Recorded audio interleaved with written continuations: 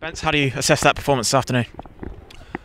I think in total, I think it was good. I thought there were spells where we made it difficult for ourselves, where we gave away 2 sloppy goals and probably had more chances to finish the game prior to when we did.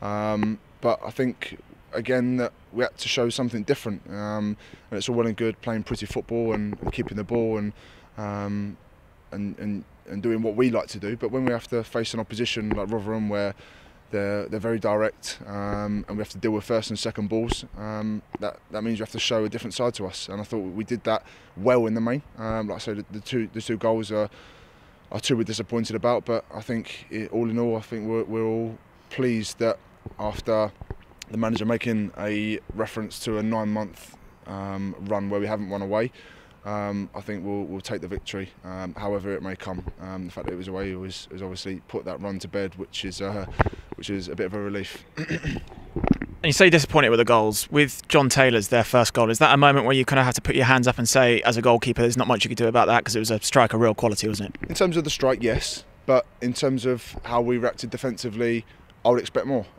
because there were various other times in the game that were very similar to that we got out and put bodies on the line and stopped shots. So I'd like to think that in an ideal world we'll get closer to the ball to block the shot. But yeah, I think obviously in terms of the strike, it was a hell of a strike, and sometimes as a goalkeeper you just have to put your hands up and give them a round of applause, because that was a great strike. And you know, we work on those kind of strikes in training where we've got no chance.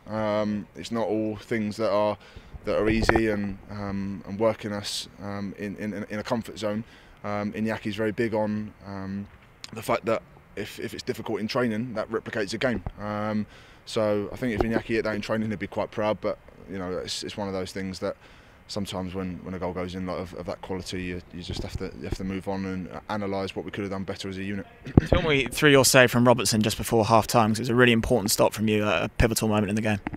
Yeah, obviously point-blank reaction save. I've not seen it back yet. I don't know if I should have come for the first ball or not, from the ball in for the header. I'm not sure.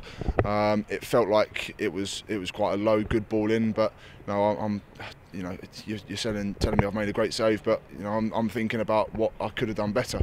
Obviously, it was a good save to make, and I was sitting there praying that he didn't put the rebound in.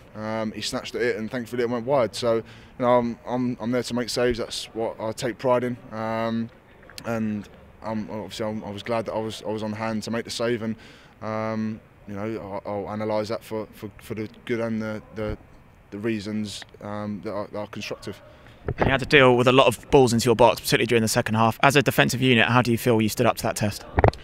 In the main, well, probably similar to the analysis of the whole game, really. I think in the main, well, again, obviously the goals are something we'd like to avoid. We spoke about the first one. Obviously the second one is something where we've not got the first contact, and I think it's come off Ezri and unfortunately gone in the bottom corner. But you know, we'd obviously ideally like to defend that better, whether it be stopping the cross and doubling up over to avoid the ball coming in our box in the first place, or whether it be getting the first contact and you know, regrouping from there and getting ourselves up as a defensive unit, or if we don't get the first contact, then we have to react. So I think in the main we stood up to the task well, because they've got, you know, 5 or 6 lads that are my height and above, so they've got a lot of presence to hit in the box. But I thought we kept a good high line. We were very brave, and we in the main defended really well and got a lot of first contacts. More than 600 fans followed you up here today. They're in fine voice, weren't they? They were brilliant. You know, obviously we went for a stage in which we didn't really give them too much to shout about, and we were as, if not more, frustrated than they were. You know, there's a change room in there, and every single one of the lads care. That's one thing that, you know, in terms of, if you want to go into the recruitment of how the boys come into this club, there's no bad people in this football club. There's nobody that doesn't care. There's nobody that thinks they're bigger than the club. You know, you come in here, you work as a team. There's no individuals, and you know, we went through that stage where we didn't do ourselves any justice. So to hear them singing after a nice little run that we've had of the last 6 and obviously now 7 games, and to give them something to shout about. Obviously the first away win in 9 months was great, and it was worth celebrating at the end. So 7 games unbeaten, momentum's really on your side now, isn't it? Absolutely, but it's you can make reference to the start of the season where we went on a little run, and I think maybe a touch of complacency came in, and we were perhaps a touch overconfident. So we've got to make sure that we stick with it. The mentality of the team, and that's from the staff all the way down to the players, has switched in the last 7 games. We've gone from being a little bit fragile at the back and not really doing ourselves any justice, as I made reference to before, to now we're compact, everyone's working for each other.